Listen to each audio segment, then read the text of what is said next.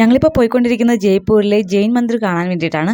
ഈ ജെയിൻ മന്ദിർ എന്ന് പറയുമ്പോൾ തന്നെ ഏറെക്കുറെ പേർക്ക് മനസ്സിലായി കാണും അതെന്താണെന്ന്. പണ്ടത്തെ രാജാക്കന്മാർ അവരുടെ ദിവസങ്ങളും വർഷങ്ങളും മാസങ്ങളും എല്ലാം കടന്നു പോകുന്നത് അറിയാൻ വേണ്ടിയിട്ട് അവർ തന്നെ നിർമ്മിച്ചെടുത്തതാണിത്.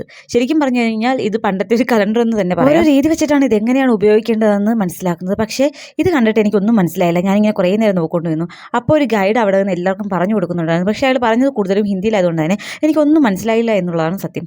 പിന്നെ ഞാൻ നോക്കിയപ്പം ചേട്ടൻ അവിടെ പോയി നിന്ന് എന്തൊക്കെയോ കേൾക്കുന്നുണ്ടായിരുന്നു. പോയതിനും വേഗത്തിലാണ് ചേട്ടൻ തിരിച്ചു വന്നത്. അയാൾ പറഞ്ഞത് എല്ലാം ഹിന്ദിയിലാണെങ്കിലും പറഞ്ഞത് മുഴുവൻ കണക്കായിരുന്നു. അതുകൊണ്ട് തന്നെ കൂടുതലായിട്ടൊന്നും മനസ്സിലായില്ലെന്ന് എനിക്കറിയായിരുന്നു. ഞാൻ പിന്നെ ചോദിക്കാൻ നിന്നില്ല. അവിടെ നിന്ന് ഞങ്ങൾ നേരെ അടുത്ത മാക്സിലോട്ടെത്തി. പക്ഷേ ഇത് ഭയങ്കര ഇൻട്രസ്റ്റിംഗ് ഉള്ളതായിരുന്നു. കാരണം നമ്മൾ ജനിച്ച ദിവസം വെച്ചിട്ട് അവർ നമ്മൾ ഡേറ്റ് ഓഫ് ബർത്ത് കണ്ടുപിടിക്കുന്നതാണ് ഈ സംഭവം. ഇതിനകത്ത് എന്തൊക്കെ എഴുതിയിട്ടുണ്ട്, എനിക്ക് എന്താണെന്നും മനസ്സിലായി. അത് മാത്രമല്ല ഇത് വെച്ചിട്ടാണ് അന്ന് ജനിക്കുന്ന കുട്ടികളുടെ നാൾ കണ്ടുപിടിക്കുന്നത് എന്നാണ് പറയുന്നത്. പിന്നെ കണ്ടത് ഒരു പാറക്കഷ്ണം നടുക്ക് വെച്ചിരിക്കുന്നതായിട്ടാണ്. അതിന് ചുറ്റും അവർ എന്തൊക്കെ അളവുകളൊക്കെ കുറിച്ചിട്ടുണ്ട്. അതെന്താണെന്ന് പോലും എനിക്ക് കണ്ടിട്ട് പിടികിട്ടിയില്ല. അതുപോലെ ഒരുപാട് സാധനങ്ങളുണ്ടായിരുന്നു. ശരിക്കും കണ്ടിട്ട് എന്താണെന്ന് പോലും മനസ്സിലാത്ത ഒത്തിരി സാധനങ്ങളുണ്ടായിരുന്നു.